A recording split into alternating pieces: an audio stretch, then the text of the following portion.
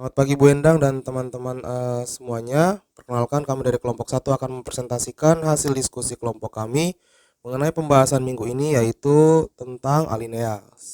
Sebelum itu saya akan memperkenalkan dulu nama anggota kelompok saya. Pertama ada Felicia, Kevin, Michelle, Anastasia, Geraldus, Johan, Verly, saya sendiri Erik, dan juga Iren Veronica. Oke. Eh, Berikut ini merupakan rancangan alinea dari artikel yang pertama. Tema alinea, nilai tukar rupiah bergerak melemah terhadap dolar Amerika Serikat. Jenis alinea, pembuka, posisi kalimat topik, deduktif, sifat isi, ekspositoris, metode pengembangan, metode umum khusus, kalimat topik, nilai tukar rupiah sebagai subjek, bergerak melemah sebagai predikat, terhadap dolar Amerika Serikat sebagai pelengkap. Gagasan penjelas. Yang pertama, nilai tukar rupiah berada di posisi 14.677 per dolar Amerika Serikat. Yang kedua, rupiah melemah sekitar 0,19% dibandingkan sebelumnya. Yang ketiga, pengaruh dari kekhawatiran pasar. Yang keempat, menyusul laporan indeks kepercayaan konsumen Amerika Serikat. Kelengkapan. Lengkap, terdapat 5 kalimat yang saling berhubungan. Selanjutnya, kalimat ke-1, nilai tukar rupiah bergerak melemah terhadap dolar Amerika Serikat pada hari ini Rabu tanggal 26 bulan 8 2020. Kalimat kedua, saat ini nilai tukar rupiah berada di posisi 14.677 ribu rupiah per dolar Amerika Serikat. Kalimat ketiga, posisi rupiah tersebut melemah sekitar 0,19% dibandingkan perdagangan Selasa 25 Agustus 2020 sore di level 14.649 per dolar Amerika Serikat. Kalimat keempat, Direktur PT TRFX Garuda berjangka Ibrahim Aswabibi mengatakan bahwa melemahnya rupiah pada sore ini dipengaruhi oleh kekhawatiran pasar terhadap proyeksi melambatnya pertumbuhan permintaan barang tahan lama Amerika Serikat pada Juli 2020. Kalimat kelima, hal tersebut juga menyusul laporan indeks kepercayaan konsumen Amerika Serikat untuk bulan Agustus yang turun ke level terendah sejak Mei 2014. Oke, berikutnya alinea pelengkap akan menjadi seperti berikut. Nilai tukar rupiah bergerak melemah terhadap dolar Amerika Serikat pada hari ini, Rabu 26 Agustus. Saat ini, nilai tukar rupiah berada di posisi 14.677 ribu rupiah per dolar Amerika Serikat.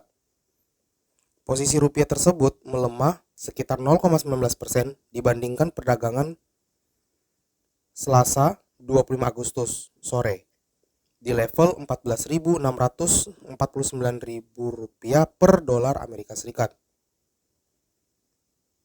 Direktur PT TRFX Garuda berjangka Ibrahim Aswaibi mengatakan bahwa melemahnya rupiah pada sore ini dipengaruhi oleh kekhawatiran pasar terhadap proyeksi melambatnya pertumbuhan permintaan barang tahan lama Amerika Serikat pada Juli 2020. Hal tersebut juga menyusul laporan indeks kepercayaan konsumen Amerika Serikat untuk bulan Agustus yang turun ke level terendah sejak Mei 2014. Nah, selanjutnya rancangan dari artikel yang kedua akan dibacakan oleh teman saya. Selanjutnya untuk alinea kedua, yang pertama yaitu tema alinea, ekonomi Indonesia tercatat minus 5,32%. Jenis alinea pembuka, posisi kalimat topik deduktif, sifat isi ekspositoris, dan metode pengembangan metode umum khusus. Lalu kalimat topik yaitu ekonomi Indonesia tercatat minus 5,32%. Gagasan menjelas yang pertama, tercatatnya ekonomi Indonesia minus 5,32%. Yang kedua, Peter menyatakan meskipun minus namun belum parah. Yang ketiga, kunci utama pemulihan ekonomi di Indonesia yaitu penanganan wabah COVID-19. Kelengkapan terdapat 4 kalimat yang sudah saling berhubungan. Kemudian untuk kalimat pertama, yaitu ekonomi Indonesia di kuartal 2 2020 tercatat minus 5,32%, padahal sebelumnya pemerintah memproyeksikan kontraksi ekonomi hanya di kisaran 4%. Kalimat kedua, Ekonom Center of Reforms on Economics Peter Abdullah menyatakan, meskipun pertumbuhan ekonomi Indonesia mengalami minus di kuartal 2 2020, Indonesia belum masuk ke jurang resesi. Kalimat ketiga, Peter melanjutkan jika nanti di kuartal 3 BPS kembali merilis data pertumbuhan ekonomi negatif, maka secara resmi Indonesia bisa dikategorikan mengalami resesi. Kalimat keempat, karena itu kunci utama pemulihan ekonomi Indonesia ialah penanganan wabah COVID-19. Kalimat kelima, meskipun pemerintah sudah menggelontorkan berbagai stimulus, jika wabah masih ada, ekonomi tidak akan tumbuh positif.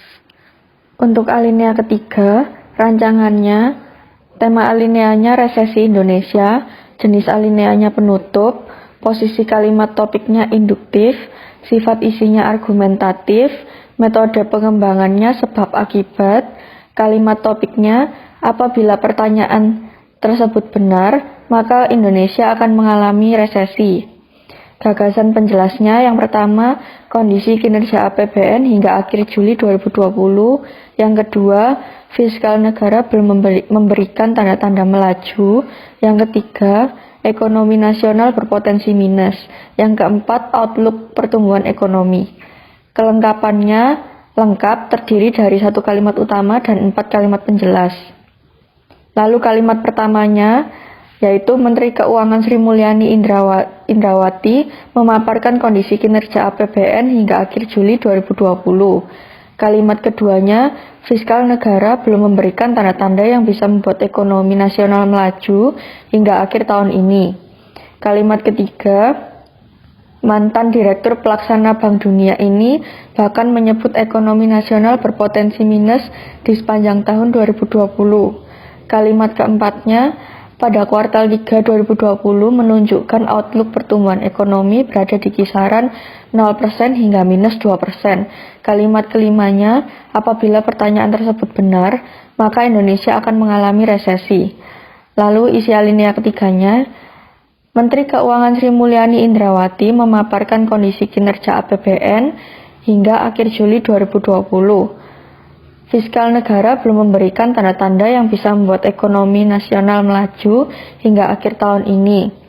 Mantan Direktur Pelaksana Bank Dunia ini bahkan menyebut ekonomi nasional berpotensi minus di sepanjang tahun 2020. Pada kuartal 3 2020 menunjukkan outlook pertumbuhan ekonomi berada di kisaran 0% hingga minus 2%. Apabila pertanyaan tersebut benar, maka Indonesia akan mengalami resesi. Terima kasih.